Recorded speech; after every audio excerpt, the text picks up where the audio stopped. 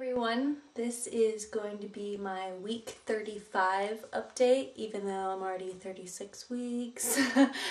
Yeah, you hear the same thing every week. This is my week 35 recap to let you know what all went on in week 35. It was like really busy, and every time I got ready to make a video, something came up, so I'm doing it now. So my symptoms for week 35 were quite different. First of all, I've had a ton of heartburn. And everyone says that means the baby is going to have hair and like lots of hair or something. And they actually did studies on that and proved that it was true, because the same hormone that causes a lot of hair growth on the baby also causes heartburn. That's a side effect. So there's some truth to that. So I hope she comes out with lots of hair and it's worth it, because I've had a lot of it. I've been eating the Tums like every night and drinking lots of milk and stuff like that. So that's been bad, but it's not unbearable. And the big new symptom is I am feeling a lot of downward pressure. It feels like there is a bowling ball in my pelvis, and it's like hard to walk. I've got to spread my legs a little farther apart when I walk, just because her head is dropped down and it's really uncomfortable. So, and that also makes getting up and down really hard. Oh, and shaving your legs when you are this pregnant is pretty challenging. I was in the, when I shower and I have to shave my legs, I have to sit on the bottom of the shower, which is not easy to get down to. I make it down, about this far from the floor, and then I just fall the rest of the way. And, yeah, and just putting yourself in that position is not easy with a big belly. So another benefit of having a winter baby, and I hope all of our babies are winter babies, so I don't have to shave my legs very often, because if it was short season, I'd look like Bigfoot. Because it is really, really difficult to do. So I don't even know how that's gonna work more towards the end. I might have to get my husband to help me. He might have to shave my legs because it's just too hard.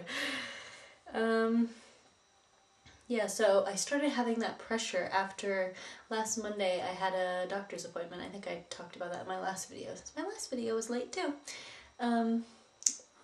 And I was running to catch the bus afterwards, like running, which is pretty funny if you see a big pregnant lady running.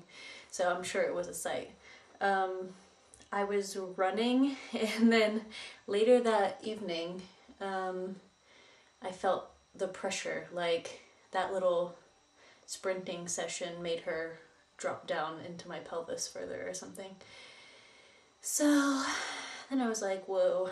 And I've had to not really walk around as much anymore, because I get more lightheaded and dizzy. We were grocery shopping, and it just wears me out, because if I'm talking a lot or walking a lot, I get out of breath, and then I get dizzy, and then I have to like squat down on the floor. Like I had to do that a lot when we were grocery shopping, and I just have to pause and catch my breath and stop being dizzy.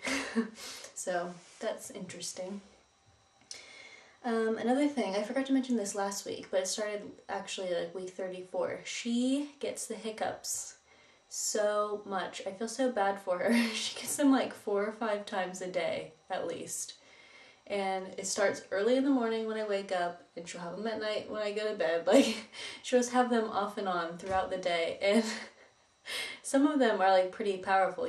She's in there like being shaken by these hiccups, because she's like like she must be moving so much, because I really feel the hiccups. It's really cute, but I feel bad for her because hiccups are annoying. the things I did last week in 35 weeks, I prepped all of her newborn cloth diapers, so those are all ready, and they're in her changing table in these little baskets. They're pre-folds. We're using pre-folds until she fits into the pocket, the one size pocket diapers. So those are all ready. I washed them several times, dried them several times, so they're all ready to use, and they're so tiny, and I cannot wait to put her in her little cloth diapers. Oh, and I've been putting off packing my hospital bags. That's them right here. Because I'm kind of in denial that it's like getting really close, and I think if I don't have my bags packed, then I can't go into labor and I have more time, so I'm just putting off packing the bags because I feel like once I pack the bags that it's going to happen.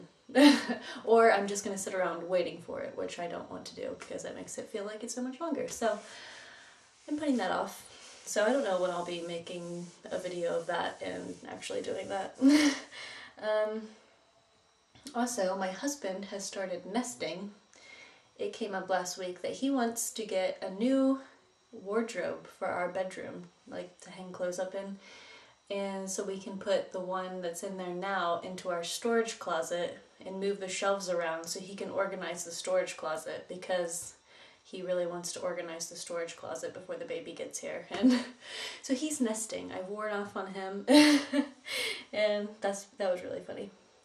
And also last week on Friday we had a pre-registration appointment at the hospital where we talked to a midwife and gave her all of our medical history info and stuff like that, and talked about how we wanted the birth to go, and I was saying that I wanted to be in the tub and possibly give birth in the tub, and she was in favor of that, unlike my doctor. And I asked her how many like water births they did a year, and she said about 115. And yeah, so that's quite a lot. That's like once every 3 or 4 days. But my doctor made it sound like no one ever did that, and you know, it was weird. But I want to try that if I can stand the pain without the epidural. And we also had an appointment with an anesthesiologist, which I think everyone has to do here, or at least everyone who goes to this hospital.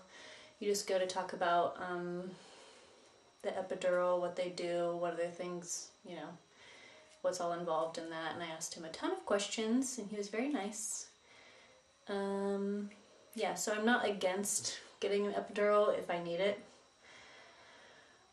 We'll just see when the time comes. I'd rather not get one because I'd like to be in different positions and have that freedom, and I also don't want to have a catheter. That just, the thought of that freaks me out.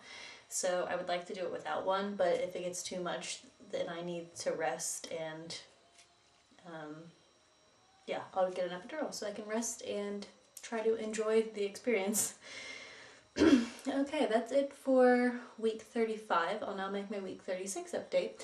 No belly shot because I'm already 36 weeks and 2 days pregnant, so it would not be accurate. So I'll do the belly shot in the next video, so check that out.